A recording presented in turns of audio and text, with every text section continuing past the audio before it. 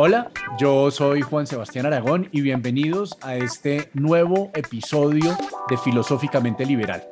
En el día de hoy nos acompaña un personaje que hace rato tenía ganas de entrevistar por su versatilidad, por su inteligencia, por el conocimiento que tiene de esta ciudad donde vivimos muchos de nosotros, Bogotá, un conocimiento que siempre sorprende.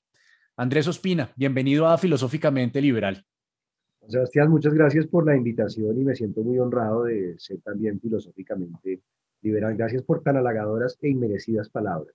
Bueno, en una de las redes sociales, en Twitter, Andrés se define como escritor, narrador de historias, animalista, vegetariano, anarquista, beatlemaniaco y que huye del presente.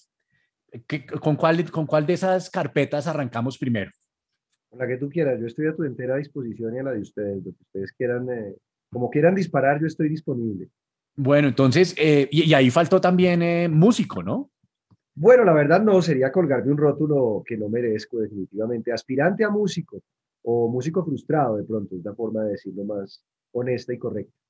Bueno, pero entonces hay una cosa, yo quiero arrancar es por ese lado. ¿De dónde arranca ese interés en conocer de esa manera tan detallada la ciudad de Bogotá?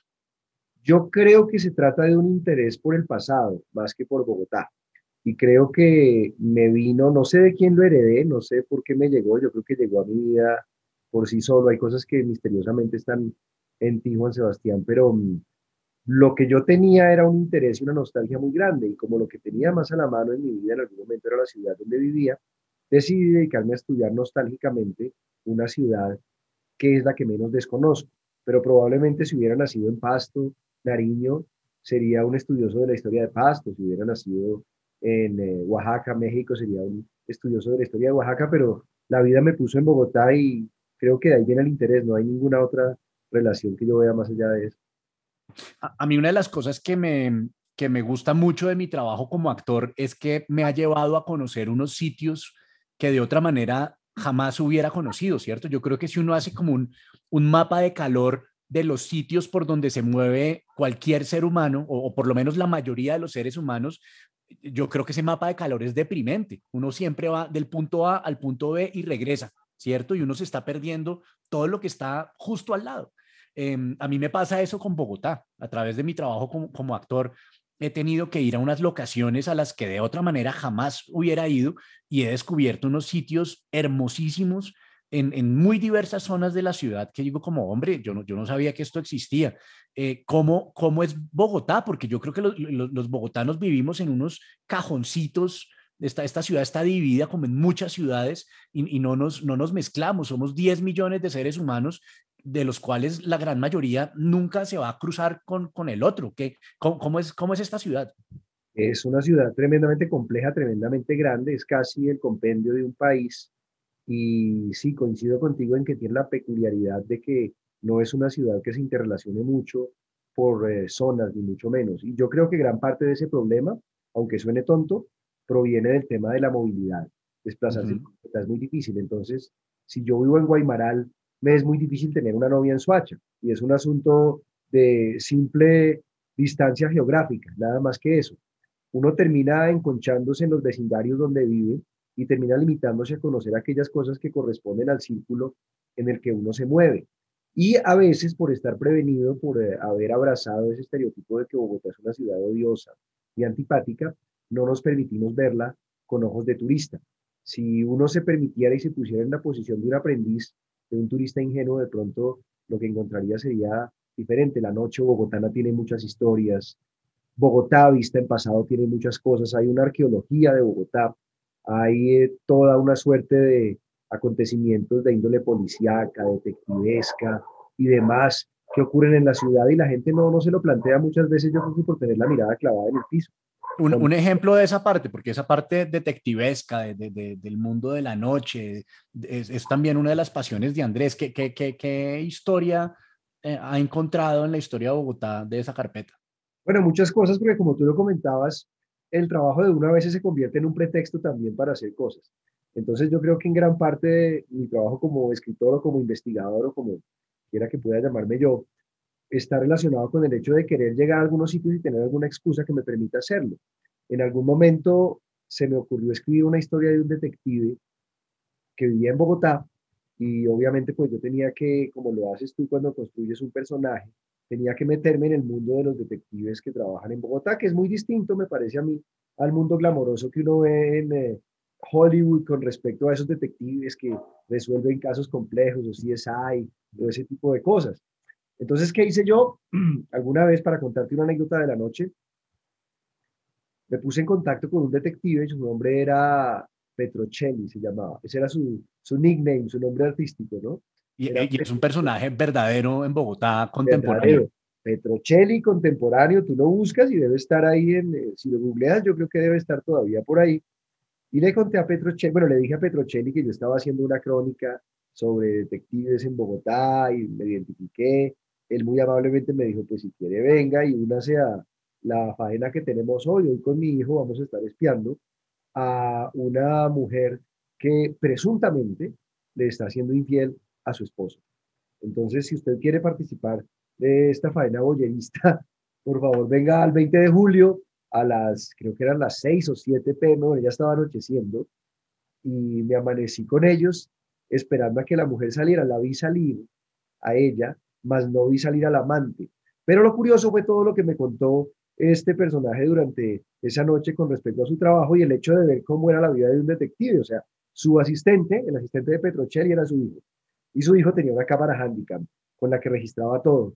Y yo le preguntaba cómo era la manera en que la gente terminaba, digamos que tú descubras que hay un caso de infidelidad en tu pareja o algo parecido, ¿cómo se lo hace saber? Y él me contaba que él le recomendaba a sus clientes que metieran todo en un DVD, todas las pruebas, los acervos probatorios, como dicen los clientes, que lo presentara, que invitara a toda la familia, hijos, abuela, suegra, mamá, papá, primos, les dijera, bueno, aquí tengo un video muy lindo para que veamos en familia, muy interesante, y que les mostrara el episodio de infidelidad y lo hiciera. Y él me contó que eso había ocurrido y que muchas veces eso era lo que habían hecho sus clientes, cosa que me pareció muy curiosa. Pero Uy, entonces, una situación dramática con todas las letras. claro, dramática y muy interesante además, porque pues obviamente, ¿para qué negarlo? En algunos casos nos motiva mucho el morbo. Somos una especie morbosa, ¿no? Bueno, sanamente morbosa, tampoco estoy llevándolo al terreno de la aberración, pero sí hay Pero yo creo que podemos también hablar de eso ahora. Quiero que cerremos el capítulo de un poquito de la morfología de Bogotá, pero ahorita vamos a hablar de lo que es el morbo en las relaciones sociales hoy en día, especialmente exacerbado por las redes sociales. Pero con lo de Bogotá, uno tiene la sensación de que Bogotá es como una gran oda al desorden, una gran oda a la falta de planeación, pero hay cosas que contradicen esa noción. O sea, por ejemplo, tal vez mucha gente no sabe que el Parque Nacional de Bogotá fue diseñado por un tipo que se llamó Le Corbusier, que era considerado como el gran arquitecto y gran diseñador urbano de su época, y es una obra de arte. Y el campus universitario de la Universidad Nacional y ciertas cosas, digamos, por ejemplo, en mi colegio me acuerdo que había una sección de la zona verde en la cual no se podía construir porque ahí estaba planeada la ampliación de la avenida 15 en el norte de Bogotá, cosa que aún no ha sucedido. Esa reserva todavía está ahí, pero 30 años después no se ha construido. Y sé que hay muchas ampliaciones de vías que están diseñadas hace décadas.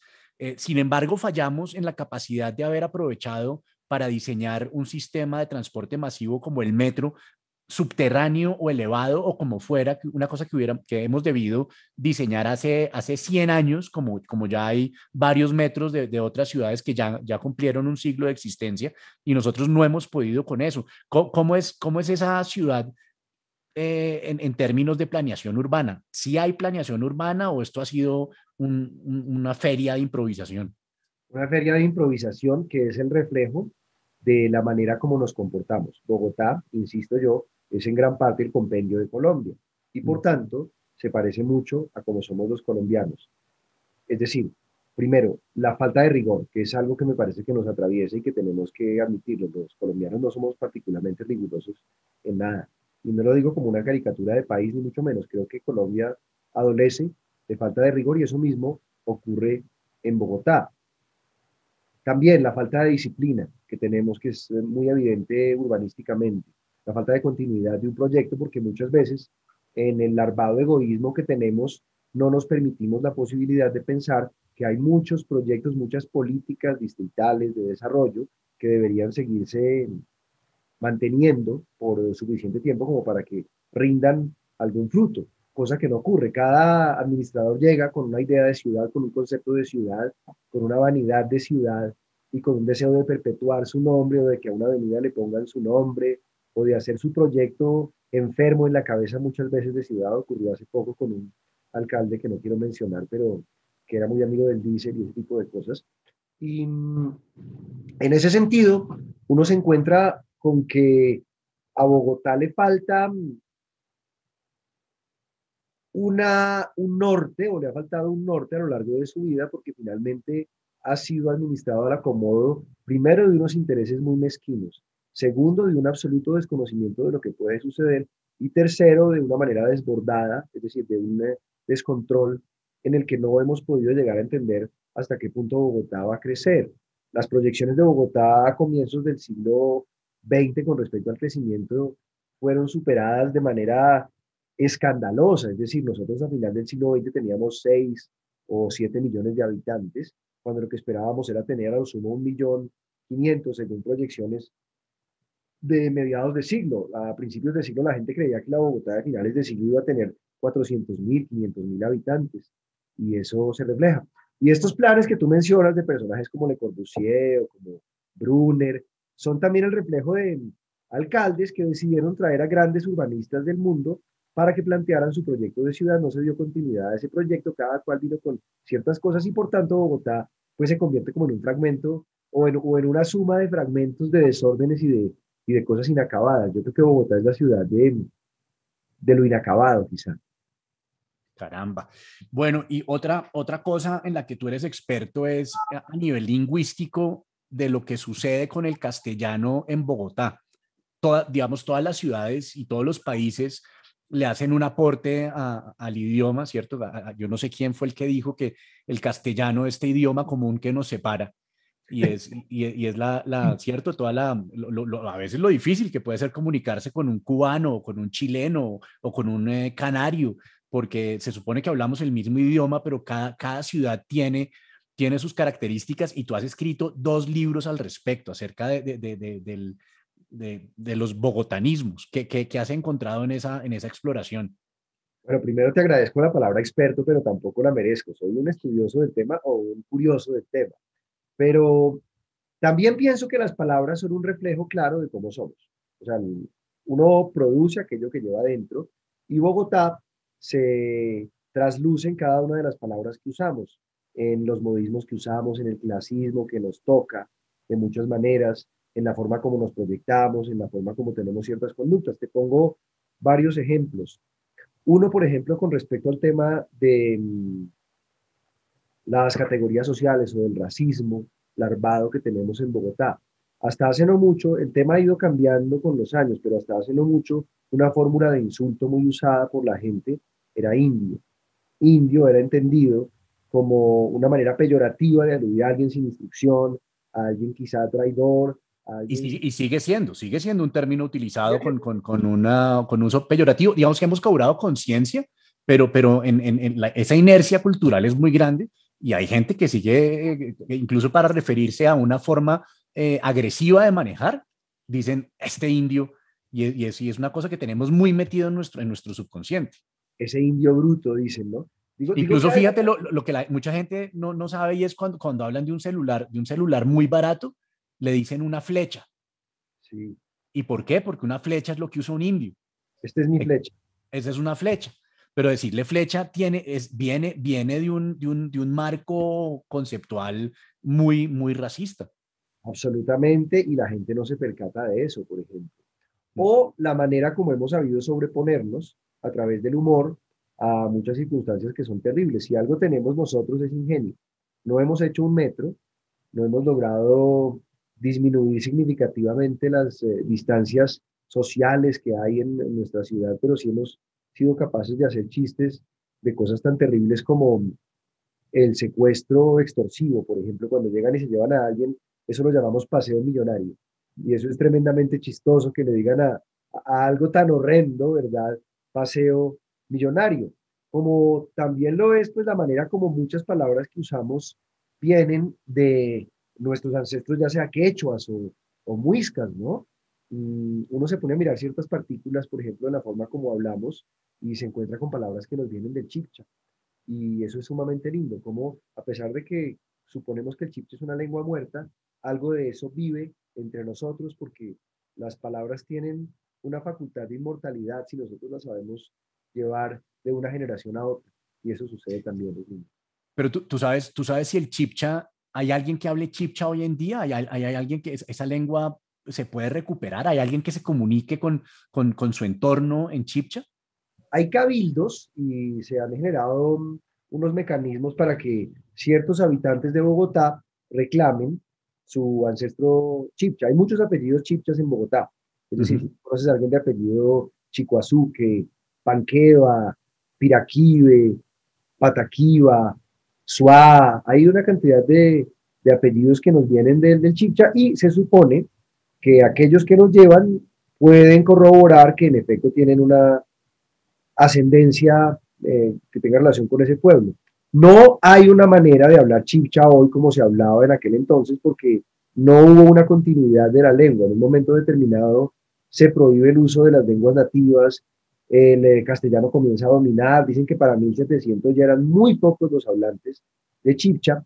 Entonces, el chipcha que se pretende hablar hoy es una reconstrucción que se hace de un rompecabezas idiomático a partir de documentos que hay escritos antiguos. Todo lo que sabemos de Chipcha hoy lo sabemos porque muchos clérigos, muchos padres, muchos sacerdotes escribieron manuales de cómo evangelizar al pueblo Chipcha. Entonces, uno sabe cómo les decían a ellos templo, o cómo se decía sol, o luna, o gallina, o laguna, o ese tipo de cosas. No hay Parte del reto es que todos los, hasta donde yo sé, todos los idiomas precolombinos eran ágrafos, ¿no? Ninguno tenía escritura. sí, es muy complicado, no existe y obviamente no hay ninguna grabación tampoco, Mm. lo cual es también bien curioso, ¿no? Imagínense ustedes el acento, ¿cómo hablaría un chipcha? Es una cosa, o no, ni siquiera vayamos tan lejos. ¿Cómo hablaría un habitante de Bogotá hace 200 años? ¿Qué acento tendría? ¿Quién sabe, no? Entonces no existe una conexión real con el chipcha antiguo, pero se ha recuperado, muchos de esos cabildos han recuperado esa lengua y han tratado de reconstruir más a manera de homenaje el chipcha. Entonces ya se han generado unas gramáticas, se han generado unas maneras de hablar chipcha, de comunicarse en chipcha, pero no son las mismas que tenían los pueblos originarios del altiplano cundiboyacense. Es una especie de reconstrucción a partir de las ruinas de un idioma. Pero bueno, está bien que se reclame el derecho, creo yo, a sentirse como parte de un pueblo. Sí, pues, pero pues, definitivamente es una lástima porque pues sí ya llevamos pues muchos siglos donde se ha perdido mucho conocimiento acerca no solamente del idioma, sino de la gastronomía, de las costumbres, de la filosofía de esos pueblos que uno realmente ignora. Una cosa que a mí me impresionó fue leer el primer libro de Wade Davis, El río, donde tengo a un antropólogo etnobotánico gringo contándome a mí acerca de una cantidad de datos de la diversidad étnica de la cuenca amazónica colombiana y pues sentí muchas cosas, me maravilló todo lo que él me contaba, pero fundamentalmente sentí mucha vergüenza de mi ignorancia por la cultura de mi país, que la conocía mucho más él que lo conocemos la mayoría de los colombianos. Mm, ahorita con esto del idioma y de cómo el racismo y el clasismo y otros tipos de discursos de odio y de segregación se meten dentro de la forma como hablamos cotidianamente, quiero preguntarte acerca de tu, por ejemplo, de tu posición con respecto al lenguaje inclusivo. Bueno, es un tema complejo, ¿no? Primero que todo, yo creo que existe derecho a reclamar ciertas cosas porque yo creo que en el lenguaje sí ha habido algunas, no solamente en el tema de género, en muchos temas ha habido muchas palabras que promueven la exclusión y la discriminación.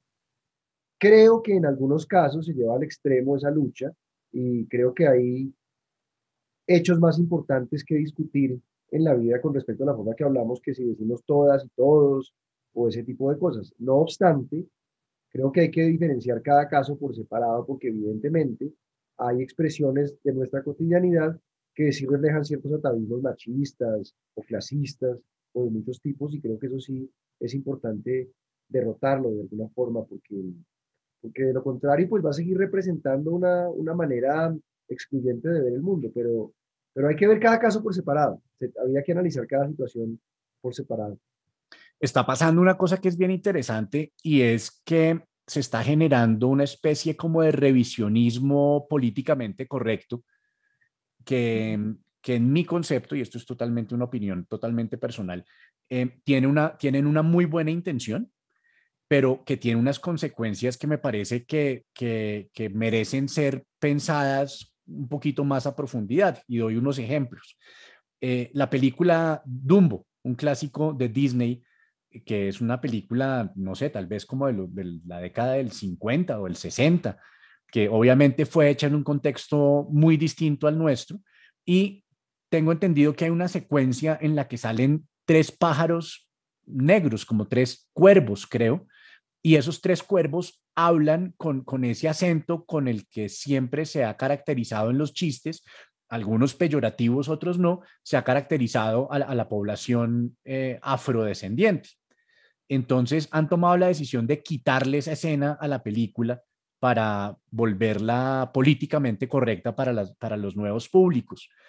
Otro ejemplo, están hablando lo mismo con la obra de Mark Twain, con Tom Sawyer, donde dice la palabra, es que ya esa palabra ya no se puede decir, incluso en Estados Unidos le dicen la palabra N, ¿cierto? La palabra con la que despectivamente antes se referían a la población negra de Estados Unidos, esa palabra ya no se puede decir, está totalmente proscrita. Entonces están pensando quitarle todas esas veces que lo menciona en el texto Mark Twain, que fue escrito en un mundo muy distinto al nuestro.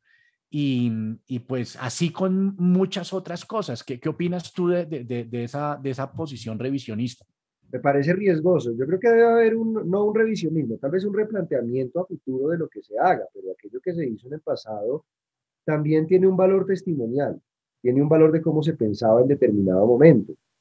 Si vamos a eso, entonces tendríamos que censurar grandes obras de la literatura universal, tendríamos que censurar María de Isaacs, para poner un caso local, porque habla de la esclavitud a la que estaba sometido el pueblo afrodescendiente en el Valle del Cauca. Si tuviéramos que hacer eso, tendríamos que, o sea, la Biblia es un libro cargado de infamias, por ejemplo, cargado de homicidios, o sea, un libro en el que el propio Dios del pueblo judeo-cristiano dice, no respeten mujeres ni niños y vayan y arrasen con todo a su pueblo con espada, ¿no? Para que sigan su proceso de expansión hacia la tierra prometida, pues tendríamos que reevaluar todo lo que viene atrás. Y creo que hay una importancia en que existan esos referentes, en que sepamos que en algún momento el mundo era discriminativo. Tiene mucho más valor testimonialmente un documento tal como fue que cuando se altera. Con esto no vamos a cambiar lo que se hizo hacia el pasado, pero con ese testimonio de lo que se dijo en el pasado, tal como está, sí podemos tener un referente de cómo eran las cosas. Y creo que eso es importante. Para eso están los museos de la memoria también, ¿no?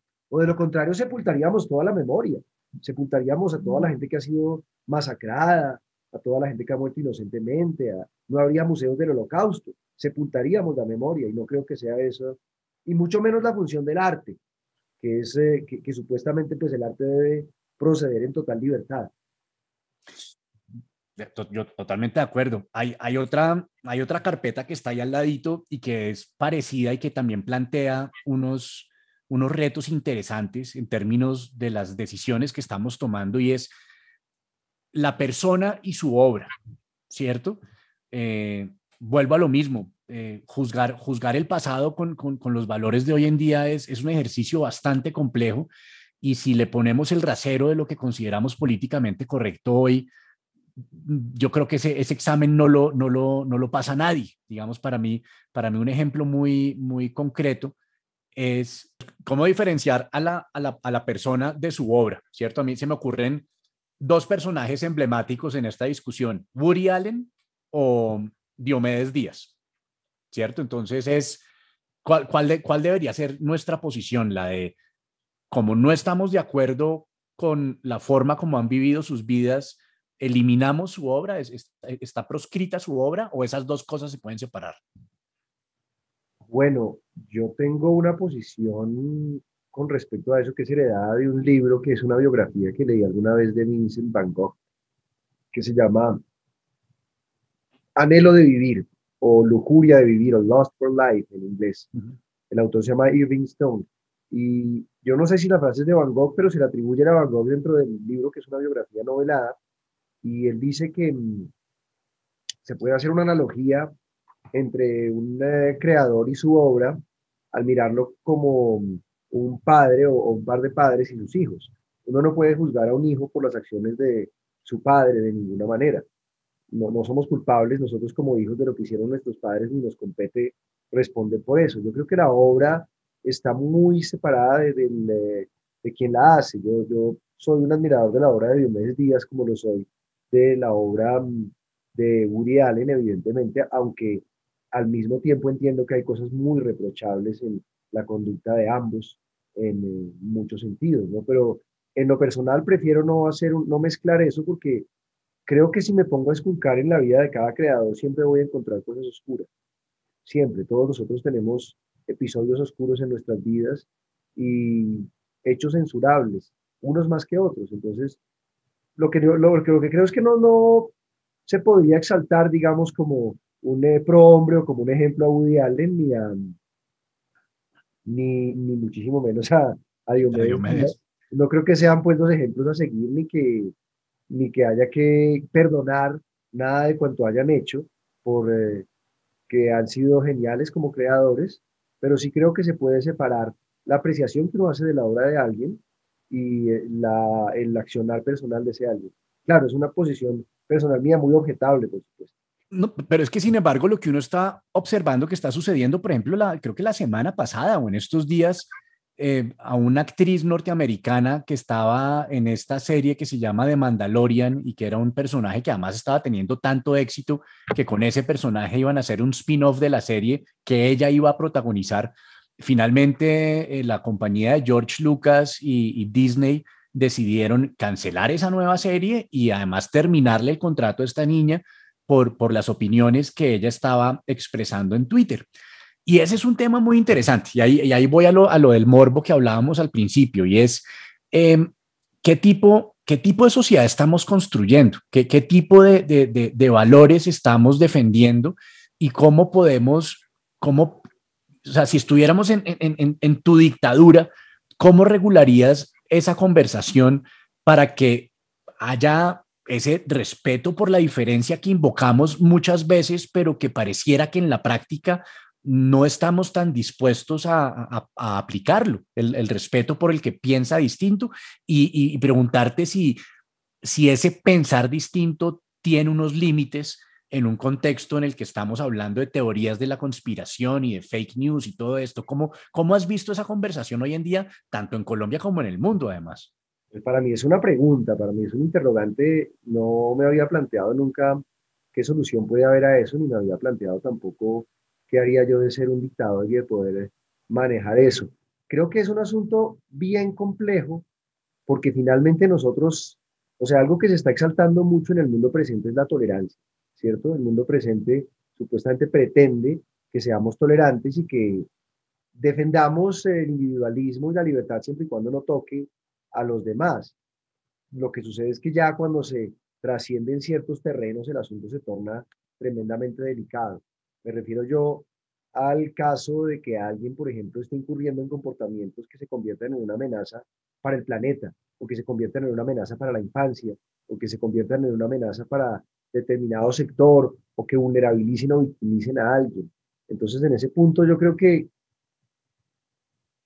debería haber una ética del respeto. De ahí pienso yo en la anarquía como un ideal que puede permitir desde el reconocimiento del otro como un ser, como un igual, ¿verdad? Que el principio que debe primar es el respeto. Debería haber una manera, la palabra se utiliza mucho que es autorregulación. Es una palabra odiosa, no me gusta mucho porque me suena como a esos clichés de la contemporaneidad. Pero yo creo que más que pensarlo como un dictador, lo que yo trataría de implementar es una lógica del respeto, que creo que es lo que no tenemos en el mundo contemporáneo. A la gente le cuesta muchísimo respetar una idea o respetar la integridad de otro, y creo que eso es el principio que debería primar en todo caso. Siempre que yo no lesione a los demás, puedo hacer lo que quiera, pero yo mismo debo entender que el otro tiene el mismo derecho que yo a moverse dentro del mundo siempre y cuando no lesione el mundo. Un caso bien complejo es por ejemplo, el del veganismo. Ayer veía un debate en Argentina, unas veganas se metieron a un carnaval de gauchos o algo parecido, que estaban haciendo un asado gigante y se metieron con pancartas a perturbar a los gauchos que estaban haciendo su asado y su bife chorizo, me imagino. Entonces los gauchos parece que se enojaron bastante y atacaron a estas mujeres que eran feministas, las empujaron y demás, porque ellas llegaron donde estaban celebrando. Y yo ayer me hacía esa pregunta: ¿quién está vulnerabilizando o quién está violentando el derecho del otro? ¿Las veganas que se meten donde los gauchos, o los gauchos que están agrediendo, al parecer de las veganas y de muchos que somos defensores de los animales, a una especie que se encuentra en una inferioridad de condiciones ante nosotros? Entonces el tema es complejo. Yo no creo que tenga o sea, no se me ocurre solucionarlo en estos minutos. Es una respuesta muy a priori. Me siento como una reina en algo Pero a mí me parece muy bueno, porque es que te lo pregunto porque digamos que tú tienes un nivel, una experiencia, porque tú eres muy activo en redes sociales y tú tienes esa interacción cotidiana y pues no sé, yo me imagino que aparte de haber entablado conversación con muchas, que es una cosa muy interesante que tiene en particular Twitter, ¿no? Que uno puede terminar conversando con gente que uno no conoce. eh, Tanto amablemente como en unas actitudes muy, muy agresivas a veces. Entonces, ¿cómo ha sido tu experiencia en esa conversación? ¿Qué has encontrado del ser humano en esa interacción? Bueno, lo primero he encontrado, hablemos de lo positivo primero, ¿cierto? Para después irnos con toda contra lo negativo. Del ser humano he encontrado que hay gente muy valiosa, que hay unos discursos de los que he aprendido muchísimo, hay gente que me ha dado lecciones reales en relación con muchas cosas, que me ha hecho cuestionar pensamientos propios, ¿no? Que me parece importante también el hecho de poder confrontar tus ideas con las de otros y que los otros puedan en algún momento aportar a tu manera de ver el mundo. Ahora, sí creo que los escenarios de las redes y concretamente de Twitter se parecen también al mundo en, en ese ámbito de cloaca que puede llegar a ser, porque primero que todo hay una predisposición por parte de mucha gente a la agresividad. Creo que la gente, muchos no han entendido todavía que existe la posibilidad de hacer transacciones, de hablar, de discutir. Yo puedo pensar muy distinto de lo que piensas tú, Juan Sebastián, pero podemos tener una conversación y podemos objetar las ideas del uno y del otro de una manera respetuosa y con la perspectiva de construir. Noto que hay mucha gente, concretamente en Twitter, que primero tiene el afán de imponer aquello que piensa. Segundo, está fanatizado o está manipulado o está sesgado o ha comprado una idea para sí y ya la tiene como una convicción. Veo muy poca empatía en la gente de las redes. Nadie piensa que tu interlocutor es alguien que está sufriendo o que puede llegar a sufrir como tú y que es un ser sintiente como tú. Porque es que puedes llegar, o sea, en las redes te pueden llegar a pedrear por un comentario ligero que hagas o salido de ti o por alguna apreciación idiota que hagas como las que hacemos todos en la cotidianidad de la conversación. Y yo no creo que eso deba ser así. No me parece que deba hacerlo. Porque finalmente yo creo que las redes se convierten en un terreno para que la gente ejerza su intención de sentirse menos mezquina, menos ruin, menos miserable y más superior en sentido ético que el otro y más inteligente. Y no se trataba de eso. Yo creo que el hecho es intercambiar y me parece que eso es más importante. Pero lo que yo encuentro es mucha agresividad y mucha desinformación también. Es que vas por ahí, es que, y eso es lo que te quiero preguntar, porque es que tú hablas de una forma de relacionarse con el otro donde hablas de intercambiar argumentos, hablas del respeto, hablas de la empatía, de ponerse en los zapatos del otro y otorgarle a ese otro, por distinta que sea su posición, otorgarle una sensibilidad y una exposición a los mismos goces y sufrires que tengo yo o que puede tener cualquier ser humano. Y que eso es algo que en muchas de las conversaciones está dramáticamente ausente, ¿cierto? Al contrario, arrancamos es del ataque ad hominem, ¿cierto? Donde atacamos es a la persona y no a las ideas. Empezamos con la estigmatización, donde empezamos a categorizar a la gente, ya sea por razones políticas o por posiciones con respecto a distintos temas que son muy polémicos, ¿cierto? Tú ahorita hablabas de las veganas y de los gauchos. Puede ser el de las corridas de toros, puede ser el del aborto, puede ser el del medio ambiente, el del capitalismo versus el socialismo. Hay muchos temas en los cuales, sin lugar a dudas, todos por la forma en que crecimos y por la información que hemos recibido, tenemos unas posiciones y todos creemos que nosotros tenemos la razón y que el de allá está fundamentalmente equivocado. Y entonces la cosa es, él cuando me ve a mí piensa exactamente lo mismo. Él piensa que él tiene la razón y que yo soy el que estoy equivocado.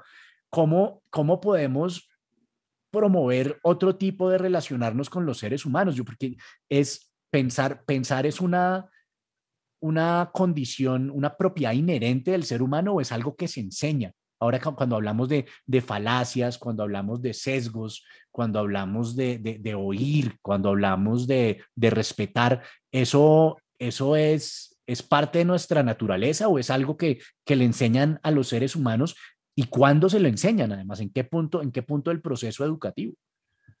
Bien complejo, ¿no? Bueno, tú eres experto en educación, yo no lo soy tanto, pero bueno, voy a aventurar una hipótesis con respecto a eso. Yo creo que la práctica, el ejercicio de intercambiar ideas es algo que se debe cultivar vez tras vez. Es decir, uno debería sostener conversación, o creo yo, ¿no? O lo que he leído por lo menos de neurocientíficos y este tipo de personajes es que es sano para la plástica cerebral someterse a una exposición frecuente con ideas que no son las que uno tiene metidas en la cabeza. A mí me interesa mucho oír los discursos de gente que piensa contrariamente a mí, porque eso me permite o bien llenarme de argumentos para objetar aquello en lo que no creo, o bien plantearme si quizá yo estoy equivocado.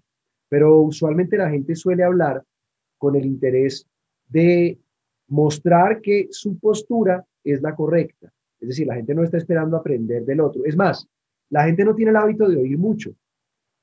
Si tú te das cuenta, y a uno le sucede también, en medio de una conversación uno siempre está pensando en lo que va a responder y se afana por responderlo y por estar pensando en cómo está construyendo uno la contrarrespuesta a algo que le dicen, no está pensando en aquello que le dice el otro. Yo creo que el ejercicio se puede hacer.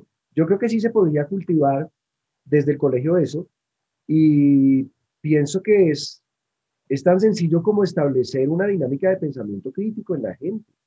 Es decir, que la gente tenga la posibilidad de dar la vuelta a una idea, de cuestionarla, de analizarla y de verla desde varias aristas.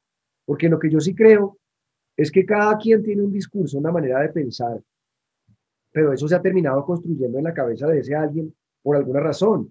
Y ahí está lo interesante. El facho es facho porque un entramado de cosas lo han convertido en lo que es.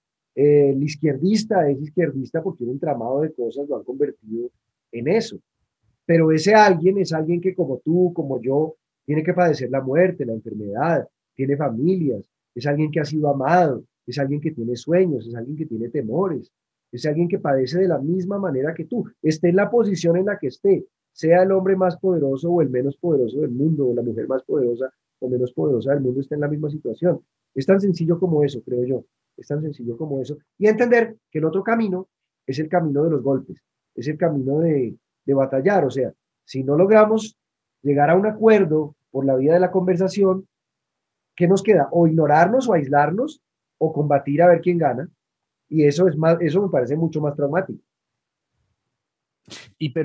Bueno, y por ejemplo, en tu experiencia, cuando tú dices, te gusta oír los discursos de gente que piense distinto a ti, eh, ¿tienes un ejemplo de alguien que tú consideres un opositor o alguien que piense muy distinto a ti, pero que sientas que te ha expuesto a unos argumentos que te han hecho pensar o que te han hecho cambiar una posición o un tema en el que tú digas, yo antes era de esta posición y gracias a leer y a mirar otras posiciones he cambiado de posición con respecto a ese tema?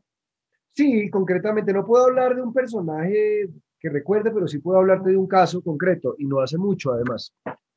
Hace mucho, a mí siempre me ha parecido, o siempre encontré muy snob, que ciertos personajes en sus redes sociales incluyeran una alusión explícita a que tienen un título de PhD o de doctorado, eso lo dije yo en algún momento, y por supuesto, porque esa es otra cosa, la gente nunca o no, nunca no, pero muy usualmente cuando la gente te objeta algo, ¿verdad? O cuando pretende contrarrestar un argumento tuyo no lo hace de la manera más amable posible, ¿no? O sea, lo que sí, idiota, estúpido, imbécil, baboso, si no se le, o sea, porque no, no, yo no pienso, sobre todo porque yo no estoy partiendo del insulto, ¿no? Entonces yo puse ahí, me parece un poco snob o algo parecido que la gente tenga que incluir en sus perfiles de redes, en sus etiquetas de redes que tiene un título de postdoctorado. Mucha gente me expuso que eso les permite tener oportunidades de intercambio con sus pares en la academia, que eso lo sitúa en una posición, perdón, lo sitúa en una situación, lo sitúa en una posición de intercambio cultural, que es una manera de divulgar su trabajo y ahora entiendo por qué lo hace.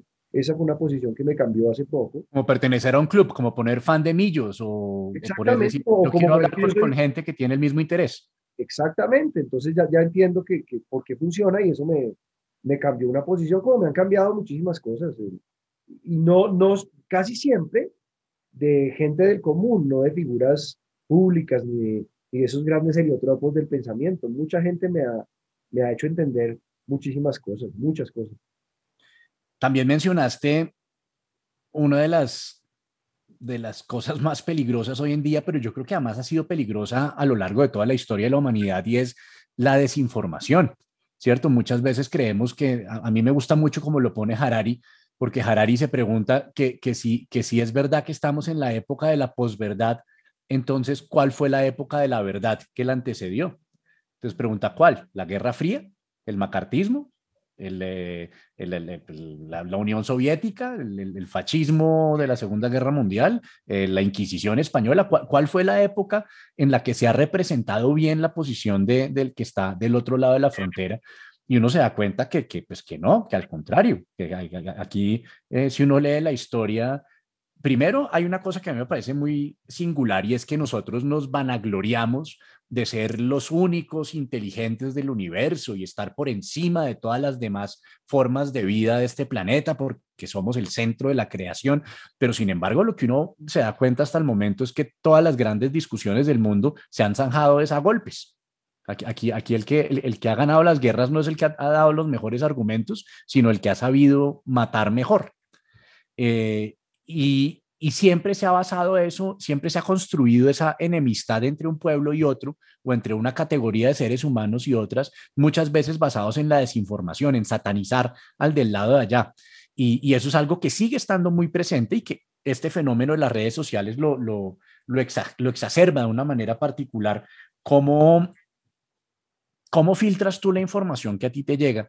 ¿Y qué regla impondrías entre nosotros para tratar de mitigar un poco el peligro de la desinformación? Bueno, antes de que tuviéramos esta conversación, nosotros hablamos por teléfono hace como una semana y tú me dijiste algo que se me quedó en la cabeza, que es, deberíamos recuperar la posibilidad de tomarnos el tiempo para pensar las cosas y para trabajar las cosas. Vivimos en una sociedad del cansancio, en una sociedad del agobio en la que se nos pide reaccionar inmediatamente, en la que se nos pide obrar demasiado rápido.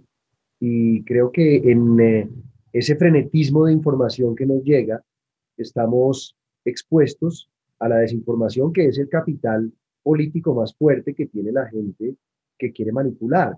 Si tú quieres manipular, desinforma. ¿Y quiénes son los seres más potencialmente desinformables? Pues aquellos que no tienen una capacidad de digerir la veracidad de un contenido o la intención real detrás de un contenido determinado. El llamado que yo haría sería a la corroboración. Nosotros tenemos una herramienta muy poderosa en este momento. Somos la primera generación que tiene esto, ¿no? O sea, de unos 20 o 25 años para acá, tenemos motores de búsqueda, tenemos Google. En este momento es tan fácil preguntar cualquier cosa, ¿no? Y además obtener una cantidad de respuestas. En este momento es mucho más fácil padecer cualquier cosa. Si yo tengo una enfermedad autoinmune o si tengo una situación de depresión, seguramente si me voy a YouTube me voy a encontrar con alguien que ha padecido algo parecido a lo que me sucedió a mí y eso me permite estar más informado. Lo mismo ocurre con cualquier dato que nos llegue.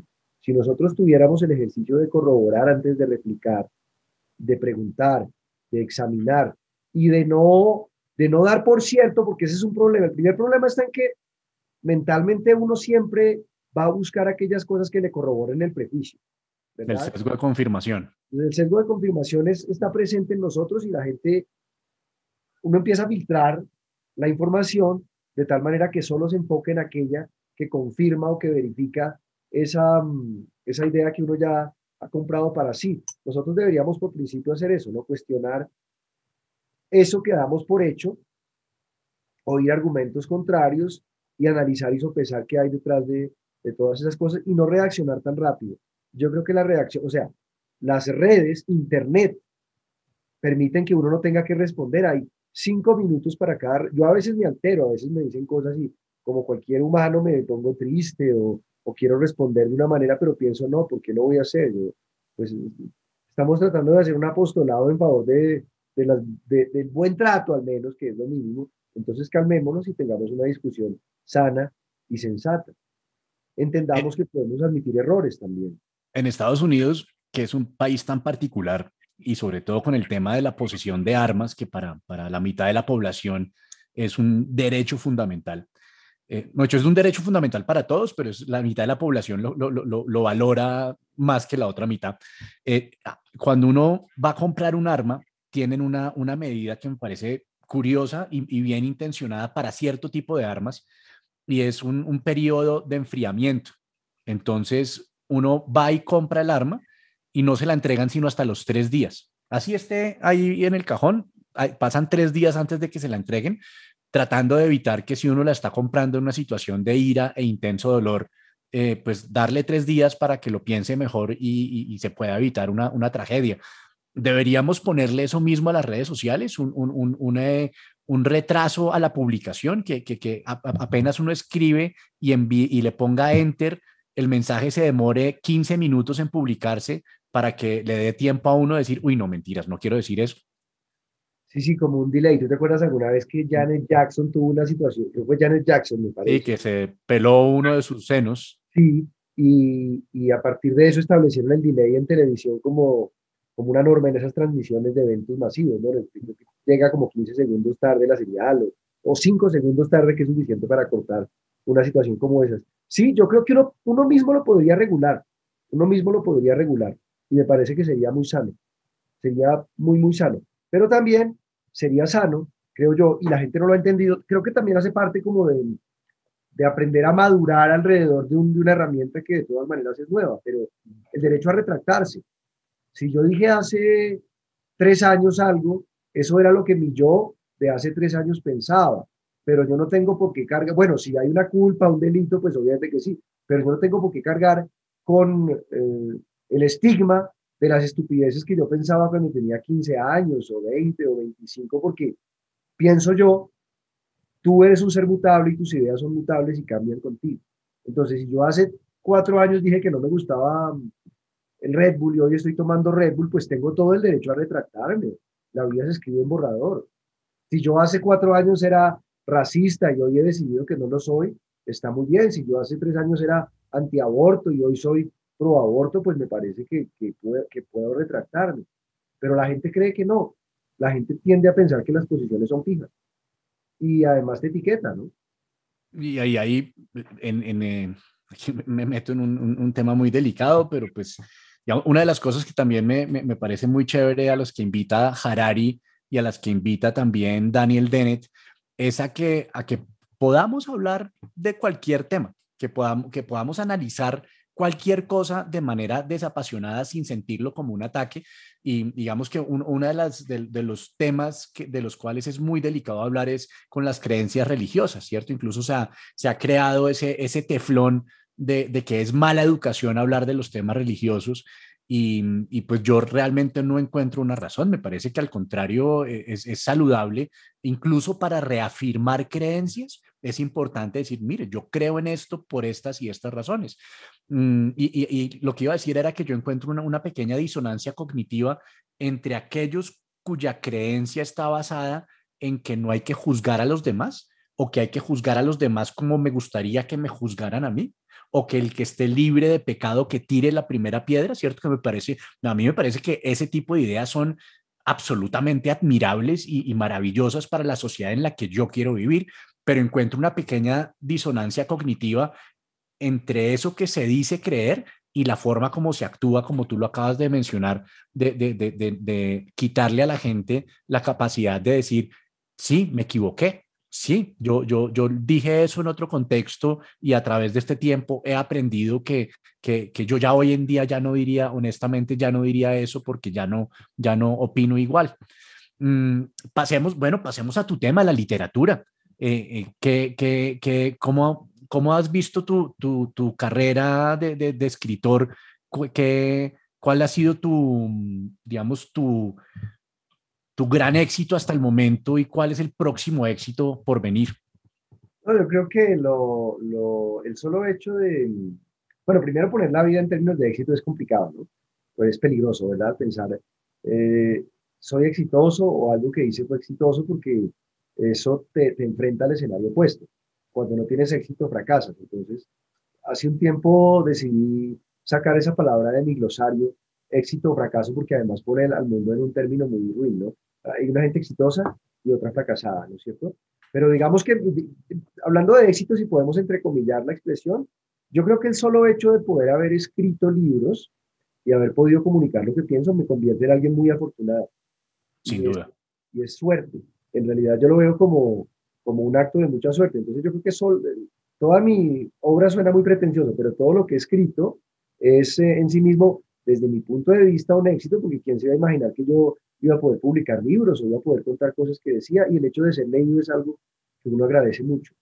Y en cuanto al futuro, no sé si hablar de eso, porque tengo cierto agüero, cierto pánico con las cosas que vayan a suceder. Lo que sí te digo es que estoy trabajando en varias cosas en simultánea, no solamente de libros, sino que también estoy trabajando en algunos proyectos audiovisuales, estoy haciendo algunos guiones y un par de Cosa cosas. que ya has hecho. Cosa que ya he hecho, estoy obviamente aprendiendo. Eso es una buena cosa, ¿sabes? Juan Sebastián, declararse uno un eterno aprendiz. Porque, primero, porque te exonera un poco de la responsabilidad voy a hacer una obra maestra. No, estoy aprendiendo, estoy en un proceso de aprendizaje y obviamente que puedo equivocarme. Entonces, durante unos años para acá, me he estado acercando al tema audiovisual, cosa que no hice durante mucho tiempo y ahora me interesa mucho esa área, sobre todo porque es muy lindo sumar saberes, o sea, empezar a construir algo que tú escribes y darte cuenta de que se suma gente con distintas profesiones, con distintos artes a eso, para producir una obra que ya no es lo que tú tenías pensado, sino una sumatoria de muchísimos talentos y eso enriquece el trabajo de una manera muy especial. Yo quiero preguntarte cómo es ese tránsito entre un universo y otro, porque es que escribir para un lector es muy distinto que escribir para un espectador. ¿Cómo cambia esa forma de escribir pensando en imágenes y no pensando en palabras? Claro, eso es una buena cosa. Bueno, una ambición personal siempre ha sido contar historias de muchas maneras, porque hay muchas formas, muchos lenguajes, muchos estilos y muchos soportes, como contar una historia. Yo te puedo contar una historia en cómic, te puedo contar una historia en un meme, te puedo contar una historia en un blog, te puedo contar un cuento, puedo hacer una crónica, puedo hacer una película, puedo hacer una obra de teatro, puedo hacer una canción, y aquí podría seguir enlistándote, perdón, 70 distintas maneras de contar una historia. En el caso concreto de las historias que se escriben para un soporte audiovisual, hay algo bien simpático y es que todo aquello que tú muestras tiene que estar o bien insinuado con parlamentos o bien en imagen. Y eso es Ujú. titular, es decir, todo lo que tú estás narrando es exactamente lo que aparece ahí. Creo que audiovisualmente hay un terreno menos fértil para la imaginación de quien está observando. Cuando tú lees un libro, le pones cara a tu personaje, ¿verdad? Y te dibujas los espacios en la mente. Cuando tú presentas algo audiovisualmente, estás en gran parte soportado en la imagen y caes en la obviedad de mostrar cómo es el personaje, Y ¿verdad? por eso, por eso le pasa a uno que cuando después uno terminó viendo los dibujos animados de Mafalda, todo el mundo sintió una gran decepción porque esos personajes no hablaban como los que uno se había imaginado. Exactamente, hace poco lo vi, no pongamos un ejemplo como Mafalda, hace poquito vi una película de Condorito, que hicieron un largometraje de Condorito hace unos 2 o 3 años en Chile, y oía que le oí la voz a Condorito por primera vez, y a todos sus amigos, a Garganta de De Lata, cortisona, cabeza huevo, a Yayita, a Doña ayayita. Tremebunda, a Don Quasimodo, a Cabellos de Ángel, Don Chuma, estoy diciendo todo el elenco, que no se me escape nadie. Y le oí la voz y me pareció muy extraño. Entonces creo que esa es la gran diferencia de pronto, ¿no? Que tú estás pensando. Y por otro lado, es que en la literatura el lenguaje mismo y la estética misma del lenguaje se convierte en un recurso, ¿verdad? Cuando uno escribe hay mucha poesía, quizá, o por lo menos uno está jugando mucho con la estética de la palabra. Las palabras tienen un valor por lo que significan, pero también por su estética. Palabras lindas como titiritero, que te llevan a un mundo, o sea, solamente la oyes mencionar y musicalmente te mueve a algo. Entonces es un recurso que desaparece un tanto cuando estás trabajando audiovisualmente. Pero finalmente todo es narración de historias, creo yo. Eso es lo que yo pienso. Contar una historia, finalmente, en esencia es lo mismo. Lo que sucede es que cambia un tanto el recurso, cambian los ritmos, cambian las prioridades, pero es contar una historia finalmente. ¿Y a ti cuál es tu drive? Qué es lo que te impulsa como escritor? ¿Tú quieres simplemente sacarte de la mente algo que tienes en la cabeza? ¿Quieres de cierta manera eh, llevar tus ideas a un público y hacer que ese público cambie su posición con respecto a algo? ¿O es más de las emociones? Cuál es tu motor? Bueno, definitivamente cambiar las ideas de los demás no, porque sería muy ambicioso, ¿no? No creo que tenga ese poder, no creo que tenga, ni tampoco me interesa ser tan megalómano como de cambiarle su punto de vista a alguien, pero por un lado la terapia. Creo que primero la terapia que representa para ti el poder estar jugando con un mundo que no es real. Creo que en el fondo es un poco de escapar de la tangibilidad del mundo y meterte en tus personajes, en tus escenarios, en, eh, en una especie de deslinde de los hechos que te lleva a un universo distinto. Entonces, primero es una ambición de pronto mezquina y personal de hacer una terapia mental. Y por otro lado, creo que es un temor muy fuerte a morir. Hay un temor yo no creo, yo no sé qué pienses tú, ¿no? Pero yo no creo que lleguemos o que a nuestra generación le toque en suerte una interfaz en la que te conecten al cerebro un puerto USB y te descarguen las ideas y las metan a un computador y después ese acervo ideológico. Cosa que los científicos creen que eventualmente va a ser posible, ¿no? Qué locura. Obviamente, yo no lo veo muy posible, pero bueno, no me atrevo a aventurar ninguna futurología porque no sé, pero lo que sí creo, lo que creo imposible es que eso ocurra en el periodo de vida que nos queda, que yo creo que en el mejor de los casos para ti, para mí será de 80 años y la medicina está de pronto podemos llegar a cumplir 120, 130 años, ¿no? Quizá, pero como no creo que se pueda descargar eso, perdón que perdí un poco el foco, como no creo que las ideas se puedan descargar, sueño con vencer un poco la muerte, porque le tengo terror a la muerte, le tengo pánico a la muerte, vencer un poquito a la muerte con aquellas cosas que escribo. Si dejo testimonio de aquellas cosas que amé, de aquellos personajes que conocí, de aquel mundo que vi, quizá me muero un poco menos. Es vanidoso, lo sé, pero bueno, finalmente no es más que un esfuerzo pírrico por derrotar a la parca. Pero qué bonito. Pero no, pero entras por lo menos un esfuerzo colectivo que me parece de lo más hermoso que tiene el ser humano y es esa capacidad que hemos desarrollado de poder descargar esa experiencia y esas emociones y esos pensamientos, descargarlos en un medio externo que durante muchísimos siglos ha sido un libro y que ha permitido que cada ser humano que nace pueda dar un salto cuántico y arrancar con mucha información que de otra manera sería imposible adquirir. Y a mí siempre me gusta imaginarme eso, y es si cogiéramos a un grupo de Homo sapiens y los pusiéramos en un entorno controlado, pero donde les quitáramos toda la influencia cultural, ¿cuántas generaciones pasarían? ¿Cuántos siglos pasarían hasta que los descendientes de esos seres humanos volvieran a inventarse un idioma? ¿Cuánto pasaría más para que se inventaran la escritura y para que desarrollaran una, o sea, nosotros realmente estamos recibiendo una herencia que nos pone muy adelante al tener conocimientos lingüísticos, matemáticos, de cómo funciona la naturaleza, estamos gracias a los escritores. Esa es una gran conquista de la humanidad, ¿verdad? El hecho de Mm. poder perpetuar el conocimiento. Y creo que la palabra es la que nos permite hacer eso en gran parte. La palabra nos permite transmitir experiencias, nos permite transmitir ideas, nos permite transmitir saberes y eso es lo que se llama cultura. O sea, que la palabra cultura es muy pesada, ¿no? La palabra cultura puede sonar pretenciosa, odiosa, fastidiosa, pero cultura no es otra cosa que el saber que se perpetúa una generación tras otra. De ahí que no sea bueno despreciar la cultura y que no sea bueno despreciar el conocimiento de ninguna de sus manifestaciones.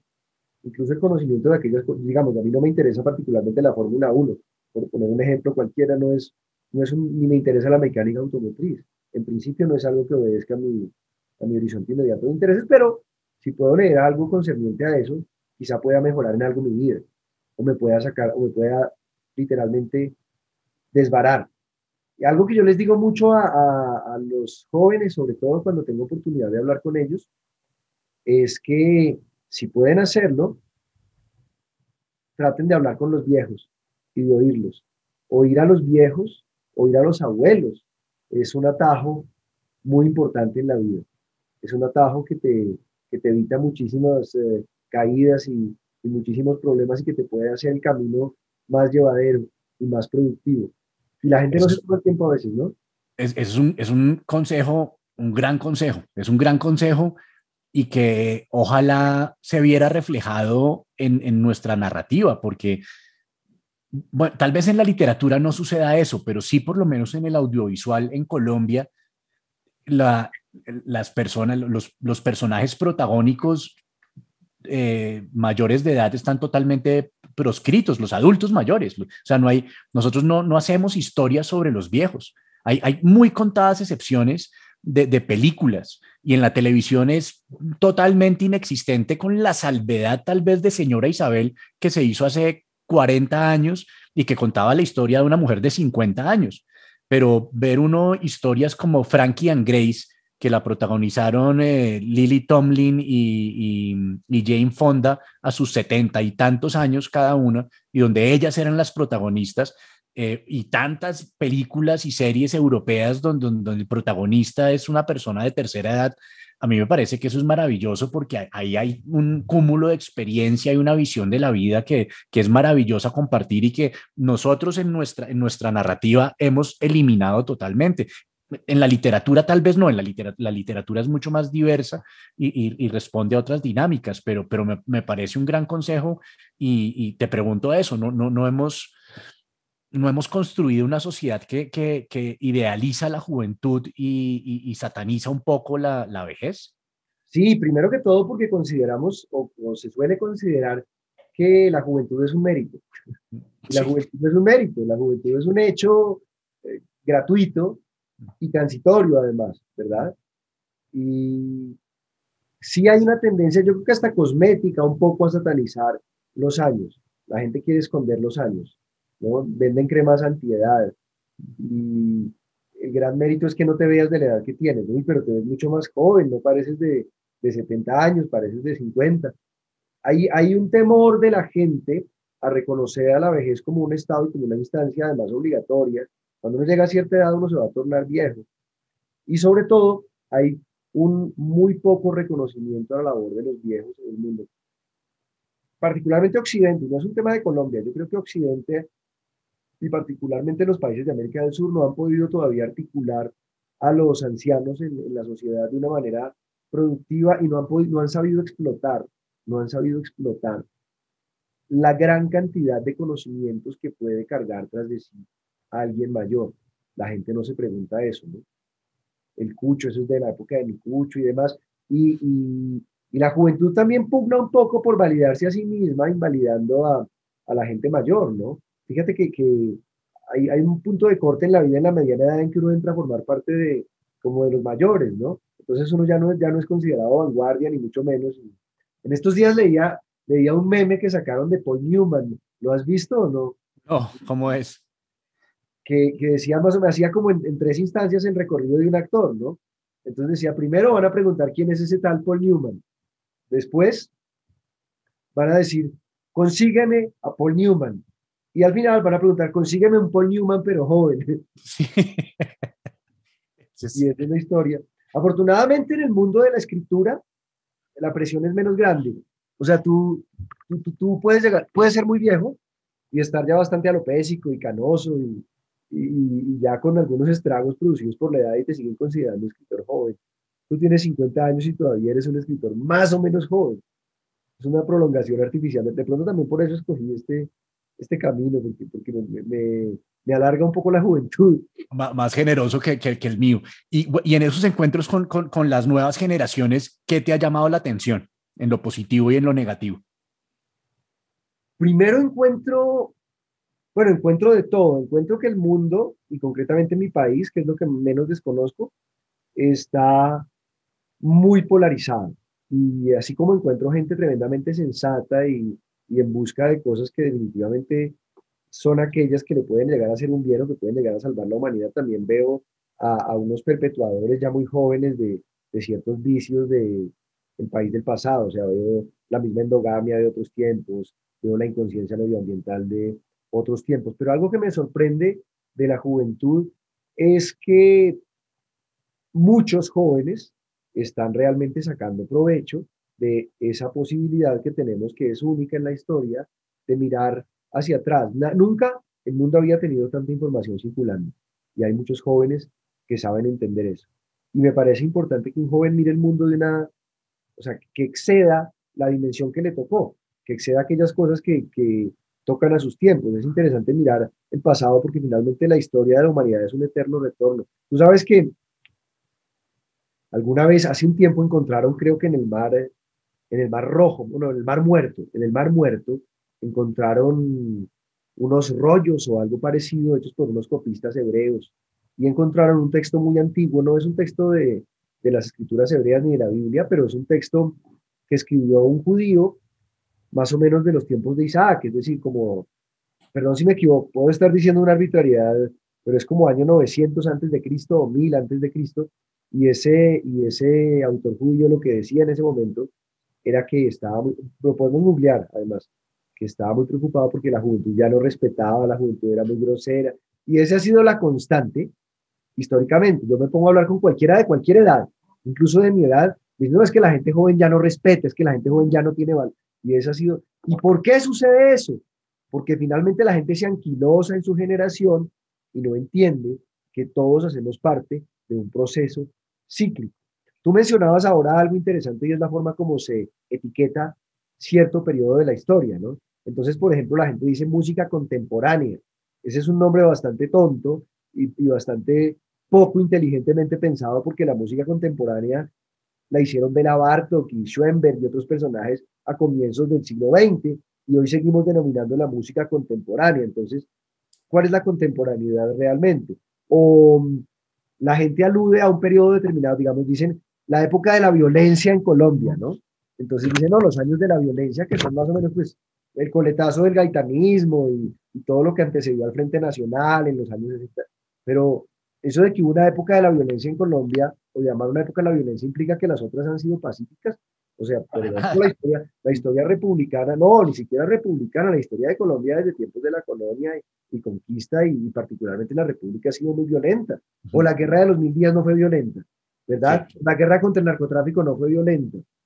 O sea, la violencia ha estado, o lo que ocurre ahora, o sea, el paramilitarismo, las masacres, la muerte, eso es violencia. Entonces, ¿cómo llamamos una época a la violencia? Rotular un periodo histórico y mirar la vida unidimensionalmente es peligroso. Y no sé, creo que me desvié del tema, además. No, no, pero es que es muy interesante porque esa es la, digamos, la palabra. La palabra tiene esas dos dimensiones, porque al mismo tiempo que permite que unos ruidos que produzco con mi boca, tú los logres interpretar en tu cerebro como algo que también, como una idea que surgió en mi cerebro, eso es magia, eso es una forma de telepatía maravillosa. ¿Cierto? A punta de, además que yo le estoy aquí hablando a un pedazo de plástico con partes metálicas y tú estás a kilómetros de distancia y estamos teniendo este intercambio, pero gracias a que tenemos la convención de que ciertos ruidos tienen ciertos referentes en la realidad y ciertos referentes en la interrelación pues en las ideas, ¿no?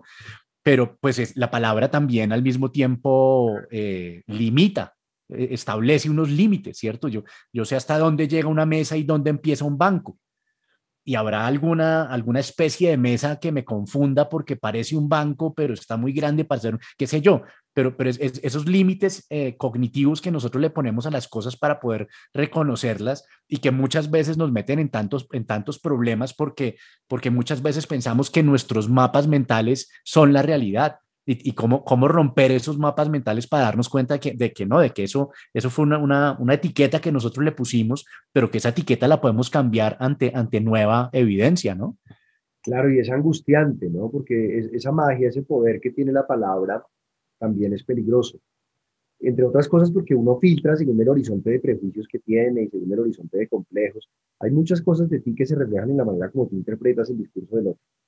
Y voy a poner un ejemplo, es decir, la gente muchas veces oye y entiende lo que quiere oír y oír. Estoy como un presidente que dijo en estos días, querido, los que quieren oír, los que quieren oír y sentir.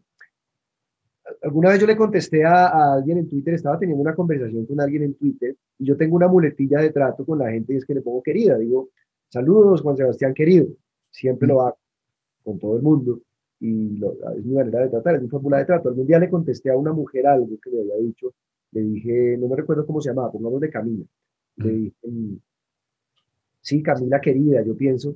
Y me contesta alguien desde su prejuicio y me dice, ¿qué tal esa forma tan condescendiente como tratas a la mujer? Es machista. ¿Por qué le dices querida? Entonces yo, ¿qué hice? Le cité 50 tweets en que yo trataba a todo el mundo diciéndole querido. O un día hablé de la alcaldesa de Bogotá y dije que era una ficha de un determinado candidato de centro en Bogotá. Y una mujer saltó y me dijo, ¿por qué le dices ficha a una mujer? Ficha es cosificar lo femenino. Y entonces, ¿qué hice yo? Busqué un tuit pasado en el que había hablado del actual presidente de Colombia como una ficha de otra fuerza política procedente del ubérrimo, pero es ver cómo el prejuicio a veces te limita de poder entender que la matriz de pensamiento del otro es distinta a la tuya. Yo arrastro otros prejuicios, otra historia y otras cosas. A muchos les cuesta entender eso.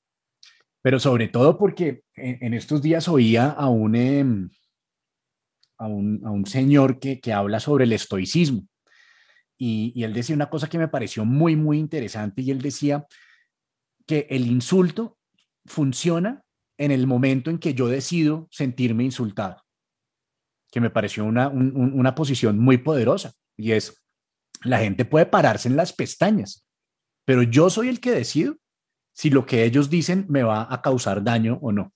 Yo puedo decidir que no me haga daño. Eso me parece un mecanismo fantástico de evitar sufrimiento en este entorno tan violento.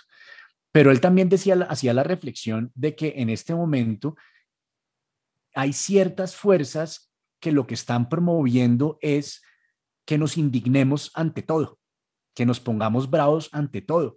Y ese ejemplo que tú mencionas me parece un buen ejemplo de eso, donde ya no importa lo que tú quisiste decir. Ahora yo soy el que decido lo que tú quisiste decir y yo decido que lo que tú dijiste fue ofensivo y era malintencionado y era condescendiente. Y te estoy quitando la oportunidad de que tú me digas, de pronto sí, la verdad sí, tienes razón, lo estoy usando mal. O que dijeras, pues no, como lo que pasó con el futbolista uruguayo con Cavani, que le dijo negrito querido a su parcero en una expresión que, según nos cuentan los del otro lado de la historia, es una expresión muy cariñosa y muy frecuente en el Uruguay, pero que ya en ese nuevo contexto los que oyeron el término lo oyen desde su perspectiva y dicen, no, ese término es ofensivo y es racista. Y eso me parece que plantea más un problema que una solución, el hecho de que yo sea el que decida lo que los demás quieren decir. Claro, y además se contagia porque entonces ya no eres tú solamente el que decía, sino todos los que quieren afiliarse con ese pensamiento destructivo que pretende juzgar al otro por lo que no dijo. Mm. Entonces, la humanidad tiene esa tendencia un poco ruina a trabajar en gavilla. Cuando en una red social te toman entre miles, porque puede ocurrir miles o decenas de miles a interpretar lo que tú dijiste o a sobreinterpretar o a malinterpretar lo que tú dijiste, hay un riesgo. Claro que yo creo que uno tiene que vivir con eso también. O sea, si uno ejerce, pues yo creo que todos los que estamos todos los que publicamos un perfil público en Internet o hacemos uso de una red pública, pues tenemos algo de públicos, digamos. Lo que estamos diciendo es de dominio público una vez lo publicamos, o por lo menos es algo que queremos que el mundo sepa. Luego, no está en un ámbito personal, pero creo que la única manera de contrarrestar eso sería meterse en una caja y no hablar y no opinar. Siempre que tengas una opinión, siempre que tengas un concepto, te vas a exponer a que suceda ese tipo de cosas. Siempre, siempre. La única manera, y la única manera de no lesionar a alguien con algo que tú digas es, es callando, siempre. De acuerdo, de acuerdo.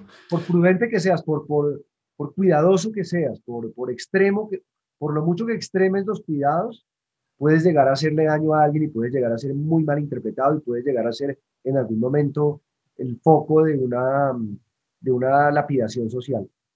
Pero en esa, pero digamos, para tratar de hacer un poquito de futurología que dijiste que, pues obviamente eso es una mera especulación, pero ¿a dónde crees que nos lleve eso que tú observabas en tu contacto en conversaciones con jóvenes de esa polarización?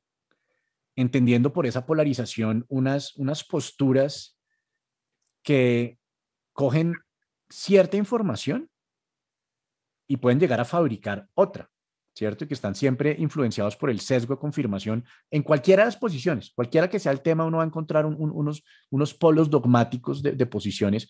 ¿A dónde nos puede llevar eh, promover ese tipo de conversación?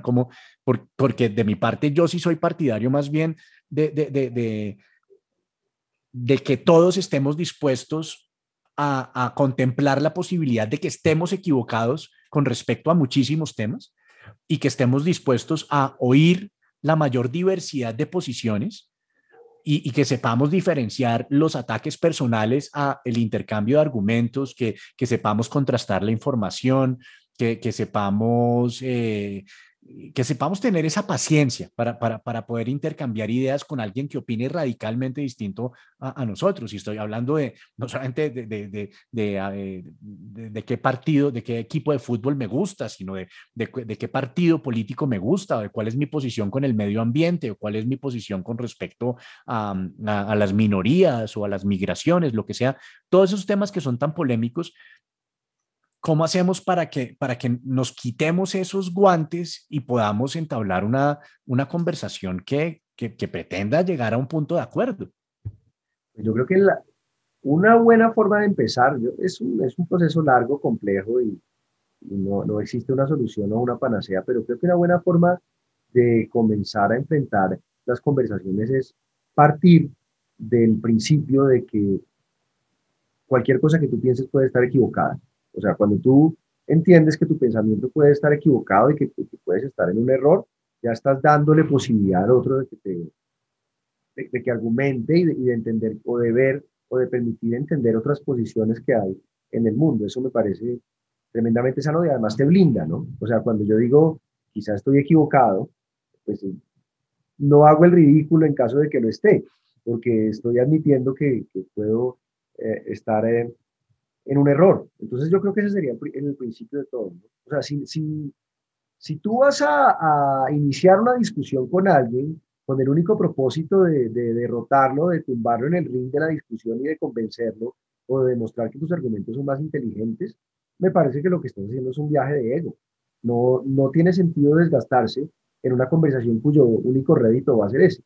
Si yo no estoy aprendiendo algo de una conversación, no estoy intercambiando ideas, si no hay una doble vía, realmente, y si no estoy viendo una posibilidad de aprender del interlocutor, no me voy a desgastar juzgándolo. No, no, no le veo Bueno, sentido. para esta siguiente pregunta, quiero que te tomes unos segundos para pensarlo porque me parece que merece una respuesta meditada.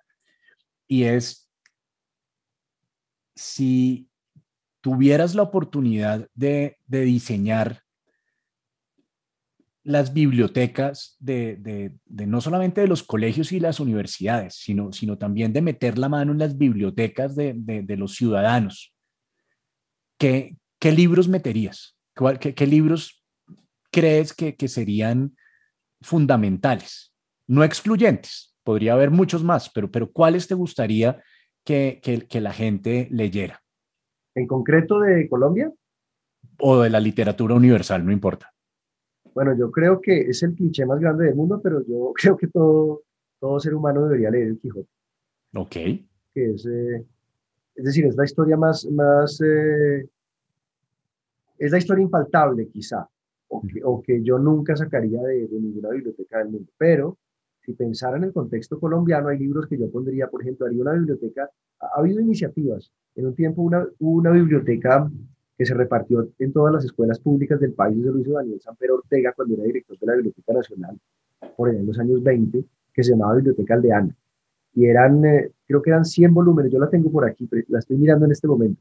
Ah, qué Eran 100 maravilla. volúmenes que compendiaban varios temas de Colombia. Era una biblioteca dedicada para que la gente conociera profundamente a Colombia a través de los libros. Entonces, si yo pudiera crear la biblioteca para entender a Colombia, metería un libro llamado El Carnero, de Juan Rodríguez Frei, que es un chismógrafo de la conquista y de la colonia que nos permite entender el eterno retorno de nuestro país. Ahí está la corrupción, están las intrigas, están los amiguismos, está el desmedido interés y la ambición exagerada por la tenencia de la tierra, están en las pasiones humanas y demás, a tal grado que El Carnero, que es un libro escrito en un español muy antiguo, que además, bueno, de ahí brota la historia de Inés de Hinojosa, entre otras cosas, que es uno de los grandes hitos además de la iniciación en el Eros para muchos de nuestra generación de la televisión, porque fue una novela de Próspero Morales Padilla también. Entonces, Correcto. y Carnero lo metería ahí.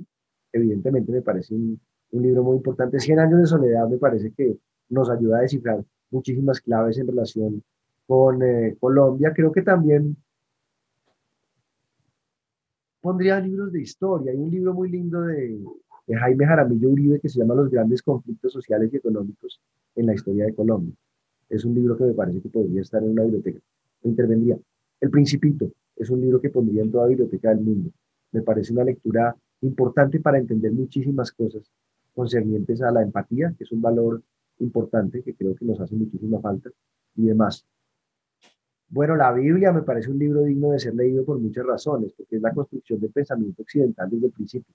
¿Y te lo ¿No? has leído completa? ¿Te has leído Y completa la Biblia? completo, sobre todo el Antiguo Testamento, lo he leído varias veces.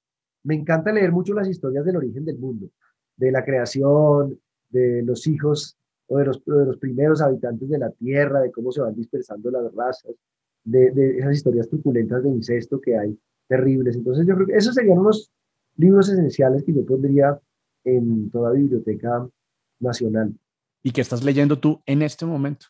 En este momento acabo de comprar, no lo tengo por aquí, a ver si lo puedo mostrar. Sí, lo voy a traer, espérame un segundo. Dale. No es literatura, es historia. Este es un libro que se llama En pos del Dorado, Inmigración japonesa a Colombia. Estoy estudiando sobre la llegada del pueblo japonés, que es sumamente interesante, porque hubo un primer intento de poblar a Colombia por japoneses más o menos en los años 10, que no se concretó, y después, en los años 20, viene un contingente de japoneses y viene de la forma más curiosa. Eso es el tema de una película de Carlos Palau, director vallecaucano, Sí. que llegan, que los primeros japoneses que llegan a Colombia llegan por el Valle del Cauca.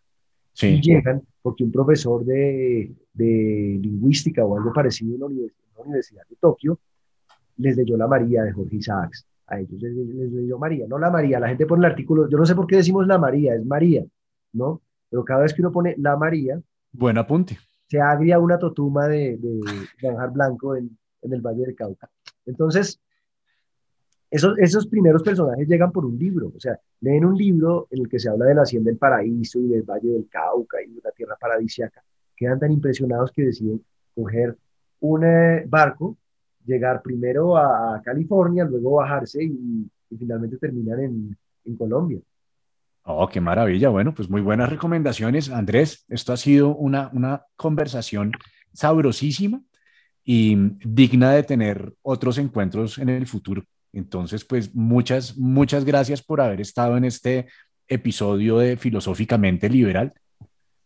Muchas gracias por la invitación. Estoy del lado de ustedes. Creo que debemos ser filosóficamente liberales y cuando sea el caso estaré aquí. Un gusto hablar contigo. Tú sabes que tenemos muchos pensamientos en común, entonces tenemos que aliarnos en estas cosas.